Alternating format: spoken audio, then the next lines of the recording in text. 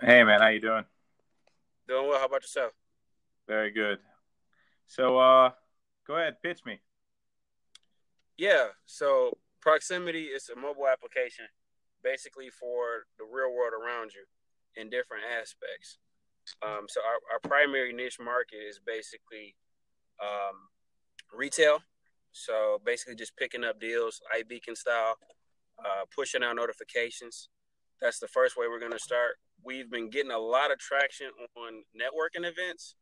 So basically, if you have a mobile application, let's just say it's a business conference or a tech conference, you pull out your phone and you hit the search button in our app. Whoever has the app, whatever information you want them to see, you control it. So let's just say I click on your profile, it'll have your Twitter, LinkedIn, everything. I'll click the follow button and I have all your social networks right there with one button. So I have to scream across 500 people yelling out underscore for Instagram and no underscore on Twitter. You basically snag all the information in one clip. So that's what we're working on right now. We're in private beta, about 1,000 users right now. Just kind of pitching it out there, talking to a few different people, some important people, just trying to raise some capital, man. So, your 1,000 people that you have in closed beta, how did you get those users? Basically getting them to, using test flight through iOS and through Android, testing it out, getting feedback. Just getting them signed up peer to peer, going to different events here in Atlanta, and we had featuring BuzzFeed and a lot of different other articles, local articles here. Me and my business partner. So yeah, that's just talking to different people in business conferences and partnering with different people, and people love the app. We just need to clean it up, because it looks like beta right now. You know how that goes. So, The first one is real shitty, but um, yeah, I'm excited about it. It's just we're ready to move it to the next step. well, that's fine. I mean, what they call that is a minimum viable product, an MVP, right? So, Absolutely. you Absolutely. got it built, and you prove some concept there. You got people using it. Now, of your 1,000 users, are these people that you targeted because of what type of career that they have? Were they a target market, or what did you? How did you go about that? Yeah, so ultimately, these people were people that were attending events, and we're just shaking hands and meeting different people at business conferences, and they asked, what it is that I do. You know how that goes, and I told them that we have a mobile app, and they downloaded, and they said, "Man, this is awesome!" Like motivational speakers have talked to us. I don't know if you've ever heard of Eric Thomas, but he's world renowned now. We've been talking to him. He wants to use the app as well. We just need it market ready. But he's promoting a book, or if he wants to promote anything to the crowd, he wants to get that information to everyone without single-handedly handing out different things to everyone that's there. So that was the power piece in the application, and I would say that's our primary. The people that have been downloaded have been people at those networking events. Businesses are interested in it as well. That's where the money aspect comes in. But I'll let you go ahead. You got something to say? That's what I was going to ask. Is how you're monetizing it, right? Right. So ideally, we want to be the Google of real life, right? So we go to Chili's, or let's just say we're driving by and we mark a business as our favorite. If their businesses are nearby, it'll ping us something that they have going on there, like Dunkin' Donuts or something. It may say free coffee today. You can show that when you get to the store, and we get paid from pay per clicks. So Dunkin' Donuts, whoever it is that we partner with in the application, through those geolocation notifications of those deals, they pay us per click. So that's the model we're going to use, and also use it on a. We want to start with mom and pop shops, but ultimately use that to leverage into the bigger corporations. Like we talked to Home Depot. Home Depot is interested as well. I don't know how that's going to go, but we are in talks with them. So we'll see. Now, do you see? So you don't see them white labeling your app and users having to download multiple apps. Like I don't need to have a Home Depot app and a Chili's app. I can have the Proximity app, right? Right. But the way we picture it, right. So the search button that's in the application, right above it, you can choose. It'll be a people icon, and then it'll have like a business icon, kind of like in Uber. You have Uber Eats, and then you have the driver icon, just like that. You just swipe over, Yeah. and you can mark which one you want to be primary. So if you're like my mom, she wants to just shop. She wants to get retail deals and things like that, like Groupon, etc. She'll mark that as her primary when she's, trying to look for different deals in the city. But me personally, I network a lot. I'm at events a lot, like my business partner, Brian. We go out a lot. Ours will be on the people. So when we go to these different events, they hit search and boom. So tell me about your team. Your partner's Brian. What do you guys do? What's your background? Yeah, so me and Brian have known each other since we were 5. So I'll be 31 in October. So that's a long time. He's with me right now. But yeah, I don't get to see him. You can put him on camera. What's up? He's not as handsome as I am. How's it going? Yeah, it's Brian. How's it going? Nice to meet you. Yeah, absolutely. So just trying to get an idea of what you guys are doing. So tell me about your backgrounds and what you guys do. Yeah, so day to day, I'm a senior technology advisor for Apple. I'll let him explain what he does for a living, but that's my background, tech. I used to work for a credit union of Atlanta here, where I was IT manager for three branches. So I was young, managing the servers and everything there for all the branches. Worked at Circuit City until they collapsed in 2008. So it's always been in tech somehow. And but I got into business from network marketing when I was 19. Basically, building a business. I had like 130 people in my organization, different countries. That's what got me into sales, Think and Grow Rich. And after I stopped doing network marketing, that's when I got into me and Brian innovating, where we just started building different things, and now we're in software. And that's our landing spot. I'll let Brian go ahead and go. How you doing? Hey, man, how you doing? I'm Brandon. Great. So my background's in, I went to school for engineering, mechanical engineering, and I currently work for the government. So that's pretty much it. I'm not with the government aspect, but I went to school at Florida State for mechanical engineering.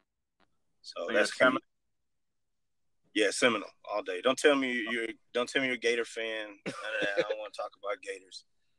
No, I'm in South Florida, man. So it's all about the hurricane. Oh man, it's the U life. It's the U.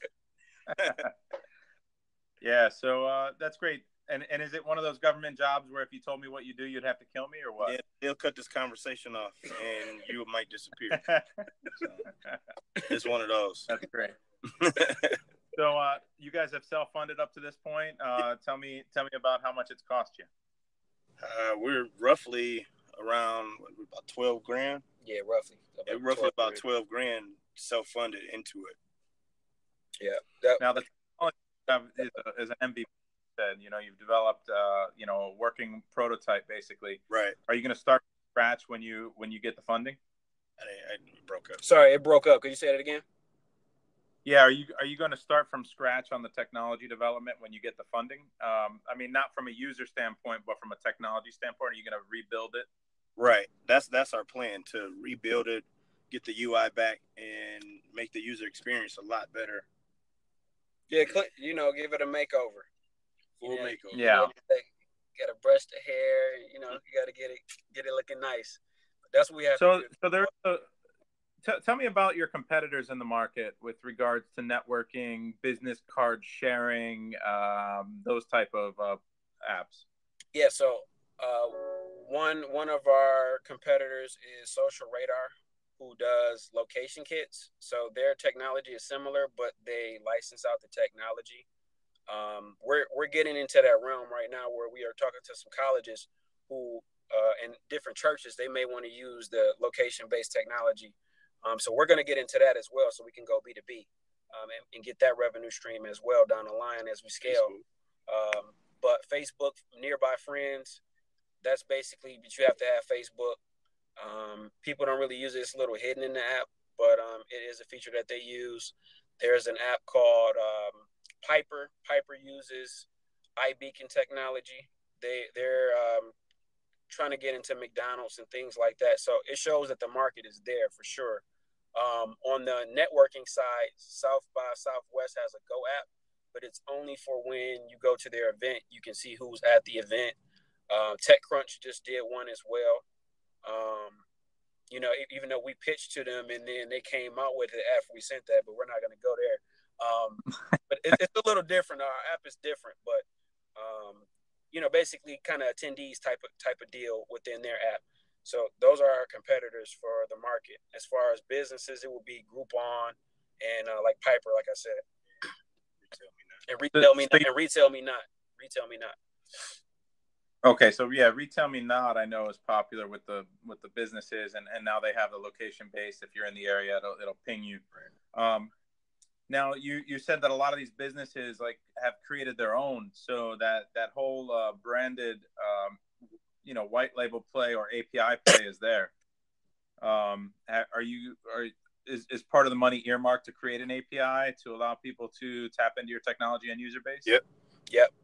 Absolutely. So we were planning on creating like widgets where companies can have their own widget inside the app, so they won't have to pay a developer, millions that they pay these guys to build a Home Depot app or a new version of it or a Lowe's app, where they could just get a widget inside, and you could just say like Home Depot is my favorite, and that's where you get it. You get right inside of it. Yeah. So it's different angles. Right now, we're figuring that angle, the widget angle, and then we also have the B2B angle as far as them having their own app. Right. If they want to license our technology in there, they would just pay us a licensing fee every year. So we have some options here. We're just, looking at the market and getting feedback from these colleges, like I told you. And so what's your go-to-market strategy? Are you going to go tackle a city at a time like most of the apps do? Have you guys figured any of that out, how much you're going to spend in each market? Yeah, so right now we want to control Atlanta as much as we can. Our hesitation has been, we just need the funds to clean the app up. We don't want to. It's great to have the beta, but we want that first impression to look good. That's been our hesitation. But to answer your question, we definitely want to expand as fast as we can. We're willing to travel. Like he went out to Las Vegas. He went to a conference, CES. And talking with some people out there about the application. So I was out there in January. Yep. Yeah, I was out there. Yeah. It's like a giant toy land for adults. Incredible, right? There's so many people out there. But so with regards to your technology, who's doing the actual coding? Have you outsourced to a couple programmers? Yeah. We outsourced to a company, Sep Solutions. So you have is it a local company in Atlanta? They're in New Jersey. They're based out of New Jersey primarily. They're also doing your UI? They're doing the design work? No, Brandon's doing the design work and sending it over to them. They're just recreating it inside the app. So we need to implement our new wireframing so we can update the new UI because the old one sucks. Well, you could easily find like on Fiverr or Upwork, you could probably find someone that can do some designs for you. Do some wireframes for you that you could have the company come in and plug some of those features, at least clean it up, make it nicer. If you have an idea of what you want, you could probably just draw it out and get it done really nice by a professional overseas for next to nothing. I think I did a mock-up for it was a competition that they do for startup weekend type of thing, and it was like $50 for a bunch of wireframes. It was nothing. So you find the right guy, you can see their work that they've done, and if you're not happy, you kick it back to them and get a revision or two, or you get several people to do it and you just pick the best one. You're still spending less than $200. Right. Absolutely. You can't beat that. So you're on a shoestring budget. You guys are still trying to be as lean as possible. Right. So here's the problem that I'm having trouble swallowing. You want $500,000. Am I getting 90% of your company or what? No, you ain't gonna Shark Tank us. So what is the valuation and how do you come up with that? 40%, which is pretty much half. Now we are early and you may want more, but right now that's just what's in our head, based on where we see it going. Really just how we anticipate the market, just based on our research of what we've seen. Right now, 40 is what we feel, but, we're not stubborn or anything like that. We're willing to negotiate. So Here's another question for you. I mean, you're almost at that point where you need to finish the technology. You're going to rebuild it. Now, is the same company that built your beta, you're going to keep them on to do your technology, or are you going to bring on a CTO and some programmers, a team to do it? Depends on investment or not. You know, the funding is a big part of it to be able to fuel the machine. But with an investment, everything is getting revamped. A nice diverse team. Advisors. We want the whole nine. Make sure the cap table, everything is fine. So you might not know this, and he's probably watching. But the founder of this app that we're on Pitch, he had an augmented reality marketing app that he sold, or a company that he sold for $14 million at some point, 10 plus years ago. And then after that, he was working on a crowd solution marketing app similar to yours, but with location-based beacon technology, things like that. And he's a technologist. So you guys should definitely connect offline because he might have a lot of what you're looking to build already built. And then he has a team already, obviously, and he's, maybe you guys can partner up or he can help you. I know he's busy with this project and he's a busy guy, but at the same time, I mean, if it's something he believes in, maybe he'll come on and help you out. I don't see you needing 500,000 immediately, and I don't see the valuation there to justify it, if I'm being honest, right? What I would say is figure out what you need very, very specifically. Like if I ask you for a use of proceeds, I want to see I'm going to spend $4,000 on these events that I'm going to set up a booth at, or that I'm going to sponsor, or I'm going to pay this speaker to be an endorser of it, and he's going to have everyone in the audience use it, like the gentleman you mentioned, right?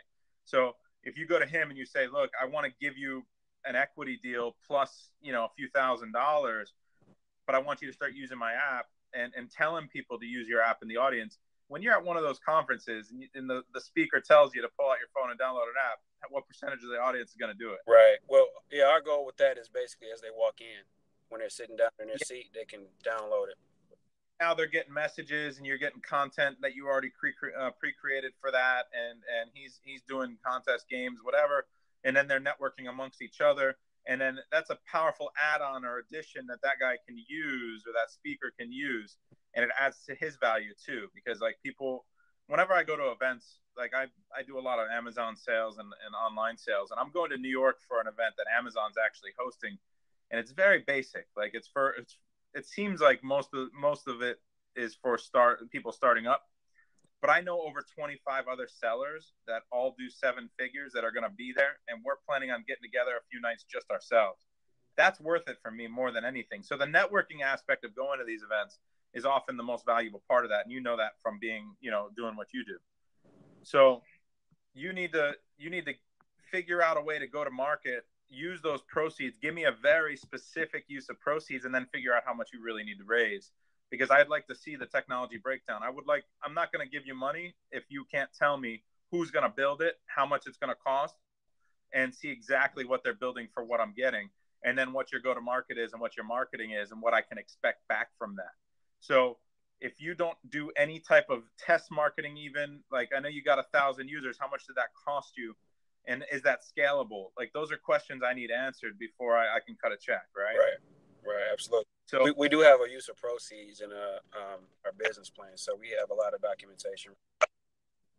Yeah, and I want to see like very specific. I would want to break it down dollar by dollar. And the use of proceeds marketing, go to market, the cost per acquisition of a client, how much is that going to cost me, and then what's my value for a client. This seems like a play that you're going to get a lot of users and you're not going to monetize it for a while, because I don't think you're going to have Lowe's or Home Depot coming and cutting you a check anytime soon. And you have to figure out like that pay-per-click model that you're looking at for the marketing side for these companies to come in and use, or that API model where they're going to pay you per call. You have to really iron that stuff out and get someone, to drill down into that, so that I know as an investor, or that anyone on the team knows, we spend $1, we get a user. A user is worth $5 over the course of a lifetime. Hey, that's a profitable business. I'll invest in that all day. But if I'm going to spend $10 to get a user and that user is only worth $2 to me or $1 to me, that's not a business. So, and that's generally the direction that a lot of startups go. Now, the old model was I can get users for $1, but I can sell the company down the road for 10 times my users, right? So let me raise $10 million, get 10 million users, and then sell the company for $100 million, right? But we're burning through cash and we're losing money the whole way, and our pants are on fire. Right. But you need a lot of cash to do that, right? And a lot of companies never get to profitability. They get bought, they fail, and you know, honestly, like if you're in the right city, I don't know that Atlanta's the right city. If you were in the Valley, you might get money for a model like that because VCs are cutting checks all the time, and you know, and if you're onto something, you're onto something. But nowadays, like people want to see some kind of sustainable growth and some kind of value proposition that's going to be giving a real return on investment. Right. Absolutely. So, obviously, you can't share your business plan through here, and I will take a look at the deck. I want to connect you with the founder of the app, Matt. And you know, do you have any specific questions for me? Just more about you know, your company, your background, you know, your team, you know, basically the people involved on your side, and you know, just more about you and the company. So yeah, I'm more of an type of deals you look at, and yeah, I'm more of an early stage investor. I like to be you know, where you guys are at. You know, I don't invest hundreds of thousands of dollars. You know, I'll come in and add value, and I'll help come in as part of a group, 25, 50, 100,000. But the what I have several companies. Like I sell online. I have a sourcing company out of China, and you know, my wife and I work on both of those. It's but this is our passion. We love dealing with startups, and it's something that we love to do. So this is kind of where I got involved with Matt, working with him, staff, and looking for startups and trying to add value. I mean, ultimately with this app, we want to not only help you guys get funding, but also offer some kind of education or value beyond that. right.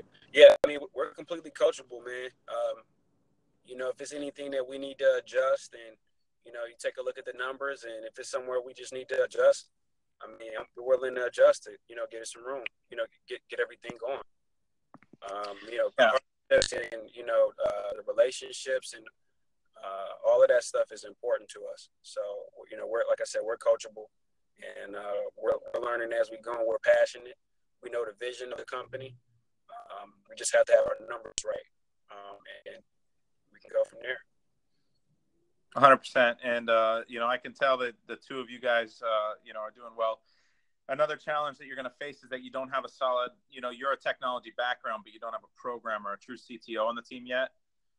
You're probably a good project manager, but digging into the code might be where you stop. But that's something that's solvable. I'm not against investing in a company that doesn't have that. I think that you know, eventually, like you can bring that person on, and you can outsource what you want in the meantime if you've got the resources to do it. So, but that's going to be a barrier for you guys for sure. We have a few potential CTOs on deck. We've just been halted because, you know, we've just been paying on, you know, project, and you know, what we have to pay the developers. We've been paying on that. It's been a real startup process. You know how it goes, man. We have some potential candidates, but it's just all about you know, having something in place where we can have someone in house, like you're saying. Because outsourcing in school, having someone in house is definitely something that's important. There are people here as well that would be able to do it on a freelance basis, where it'll be a lot cheaper, where we can keep a lot more equity in the company, which is also important. That live here locally. It's just about having the funds to pay them. So, yeah. So, you know, and it's always better, I think, if you know, if especially when you're going through like a lean startup methodology, if you can bring on a tech co-founder like on the CTO side and do a vested equity schedule with them, make sure that you're going to vest them over time, that they have specific deliverables to get their equity. That's one of the biggest mistakes I see a lot of people make is like when they first start a company, everyone gets their equity shares immediately. And then one partner says, all right, guys, good luck, or disappears or falls off. Yep. And, 5 years later, the company's worth a lot of money, and that guy's sitting there did nothing, and he's got a bunch of money because they didn't structure it right. Right. Absolutely. So I think I lost the picture. I don't know if it's just me or not, but it might just be. It's probably my signal where I'm at. It's just going out for some reason. I don't know why. Yeah. Well, shoot me a message offline. I mean, we'll follow a message with each other. I'll give you my email. Send me over the deck, and I'm happy to give you a call and talk to you more about it after I take a look and pass it along. Hopefully, some other investors, through the app that we have coming on, and some of the other people that are on this app are going to take a look at the video, might tap you to pitch them or have questions for you, and follow up there. But for the most part, I think Matt's going to add a lot of value because he's been down this road to an extent. He was focusing more on events, but he was definitely doing some iBeacon stuff and might have some ideas for you and maybe some roadblocks he ran into that he can give you a heads up on to save you some money in the future as well. Yeah, absolutely. Yeah, let's definitely talk about sending you my information, and then when I get home, I'm going to send you a pitch deck. We're about to walk into Chili's, watch this game in the second half. Yeah, I haven't even seen the score. What's going on with it? I can't tell. We've been we're waiting to go in to see what it's like. I know the Cavaliers were up about 8 last I checked. So here's the thing. I saw a funny stat, and this is completely off topic, but it's not even funny. It's sad. LeBron played 46 minutes last game. He was the team was +7 with him on the floor. The 2 minutes he was off the floor, they were -12. 12, right? -12. So the most valuable player best player in the league by far, and he just doesn't have the support around him, and they don't have the depth. It's just not when you have the weapons with Durant and everybody on Golden State. His production goes down because he's getting worn out. He can't rest because if he comes off the floor, they get killed. So. Right. It's not a sustainable battle, I don't think. But enjoy the game, and we'll talk later. Yeah, absolutely. Their pleasure. Take it easy. Have a good one.